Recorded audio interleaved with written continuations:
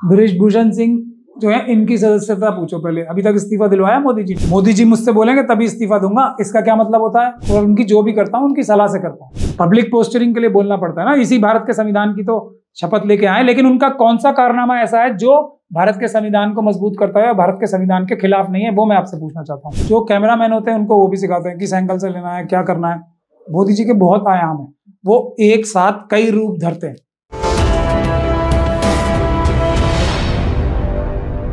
देश के सभी लोगों को जो संविधान को मानते हैं, संविधान की इज्जत करते हैं, इस बात का ख्याल रखना चाहिए कि ये जो क्रिमिनल एक्टिविटीज चल रही हैं, जिसमें संस्थानों को डराया धमकाया जा रहा है, जिसमें गवर्नर्स तक को फोन करके चुप रहने की जो संस्कार है, चुप रखने के लिए गवर्नर्स तक को फोन करके बोला जाता है प्रधानमंत्री द्वारा। वो भी प्रधानमंत्री नहीं थे उस समय, वो नरेंद्र मोदी जी थे। तो उनके दो चरित्र जो होते हैं ना, पैरेलल चल रहे होते हैं हमेशा। प्रधानमंत्री जी ऐसा कोई गलत काम नहीं करते, नरेंद्र मोदी जी करते हैं।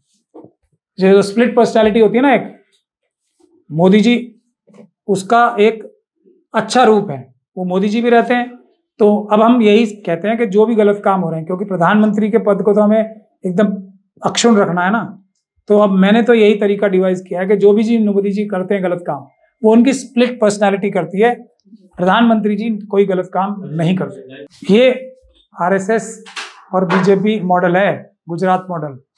जो खिलाफ बोलेगा या जिसको इनको लगेगा कि हमारे खिलाफ कुछ भी खतरा पैदा कर सकता है, या बाकी सब लोगों को मैसेज पहुंचाने के लिए इस प्रकार की क्रिमिनल एक्टिविटीज में आरएसएस और बीजेपी के लोग प्लानिंग करके इन्वॉल्व रहते हैं। राहुल गांधी जी के साथ भी यही किया, और ये अब जो अंसारी फैमिली के साथ कर रहे हैं, या उससे पहले अतीक की फैमिली के साथ कर रहे थे। इससे एक पंथ कई काज भी निपटाए जाते हैं। जो इनकी इंटरनल राजनीति एक बड़ी चल रही है, जो एक केंद्रीय मंत्री अमित शाह जी और योगी जी के बीच में जो एक राइवलरी चल रही है, प्रधानमंत्री कौन मोदी जी के बाद बनेगा उसकी, ये उसका एक फायदा उठाते हैं। दूसरा, मुसलमानों के प्रति नफरत पैदा करने का। तीसरा, जो इनके बड़े बड़े पॉलिटिकल राइवल हैं, जो जिनका कद कुछ ऊपर उठता है, उसको क्रश करने के लिए भी ये किसी भी हद तक जा सकते हैं, कुछ भी कर सकते हैं। ये उसकी एक मिसाल है। बृजभूषण सिंह जो है, इनकी सदस्यता पूछो पहले, अभी तक इस्तीफा दिलवाया मोदी जी ने? वो क्या कह रहे हैं खुल के,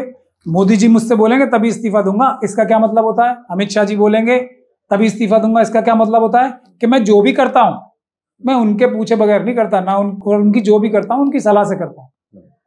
तो इसका मतलब ये है ना, ये डिसिप्लिन फोर्स है। तो जो इनके अपने लोग हैं, और अपनों में भी कास्ट, मनुवाद में कास्ट थोड़ी भूल जाएगा कोई, मनुवादी मानसिकता कास्ट सबसे पहले याद रखते हैं ना। सैनिक कौन होते हैं, अब आपको उसका जवाब उसी से मिल जाएगा। बीजेपी के अंदर जो SC ST OBC के लोग हैं, उनसे जाके अकेले में मैं आपसे गुजारिश करता हूं, अकेले में इंटरव्यू लो, बोलो कि मैं वीडियो पे नहीं कर रहा हूं, फिर वो अपने आप को अपने दिल का हाल बताएंगे कि उनकी क्या दशा है वहां। तब आपको पता लगेगा कि असलियत के क्या दशा उनकी हो रखी है। क्या गलत बोलते हैं, सही तो बोलते हैं, बिल्कुल कानून का राज है। लेकिन वो कानून कौन सा है? मनुस्मृति का। ये आप समझ नहीं रहे। आप उनसे अगर पूछेंगे तो वो ये नहीं कहेंगे भारत के संविधान वाला कानून, वो कहेंगे मनुस्मृति वाले कानून की बात कर रहे थे हम तो, पूछो जाके उनसे।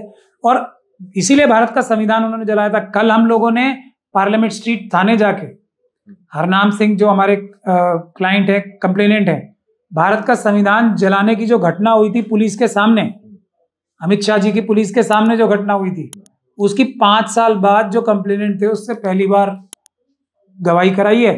वो भी कब? जब कोर्ट ने इतनी सख्त टिप्पणियां की कि ये जानबूझ के पुलिस जो है इस केस को, इतने बड़े केस को, संविधान जलाने के केस को जो है, इसको ठीक से नहीं कर रही है और वो दोषी है इन्वेस्टिगेशन ठीक ना करने की। तो वो कानून जो कह रहे हैं ना, वो मनुस्मृति वाला कानून है। भारत के संविधान को तो ये लोग जलाते हैं, और उसमें बजरंग दल वालों का नाम आ रहा है। और 2018 के बाद आपने देखा होगा ना, कितनी सारी जगह संविधान जलाए गए, कितनी सारी जगह हिंदू राष्ट्र बनाने के लिए धर्म संसद हुई है।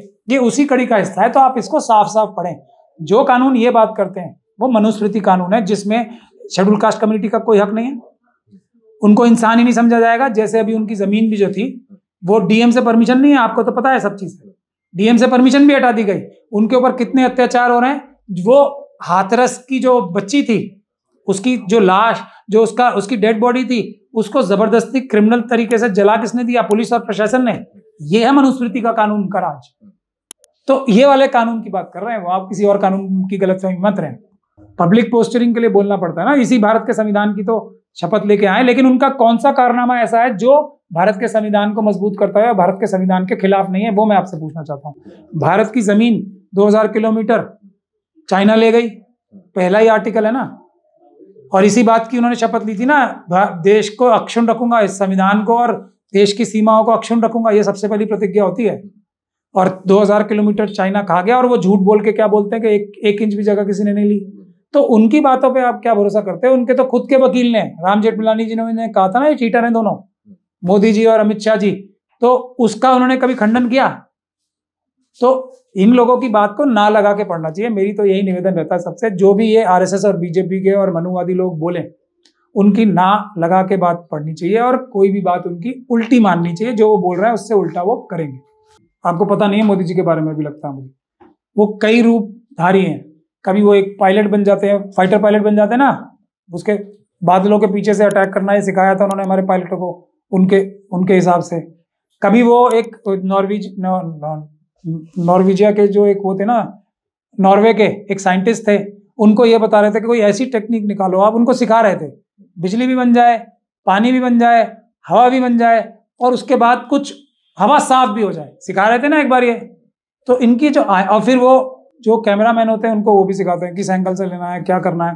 मोदी जी के बहुत आयाम है, वो एक साथ कई रूप धरते हैं, योगी का भी, और एक जो वो ग्रिल्स है ना, मिस्टर ग्रिल्स, उनके साथ एक एडवेंचरर का भी रूप धारण करते हैं। भले ही उस समय हमारे 40 जो वीर हैं वो मारे जा रहे हों, वो एडवेंचरर बने रहते हैं।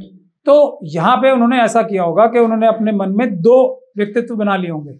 एक नरेंद्र मोदी जी, जो कि मनुवादी धर्म को मानते हैं, सनातन धर्म को मानते हैं, उन्होंने वो उस भुलेखे में बोल दिया होगा प्रधानमंत्री के तौर पे।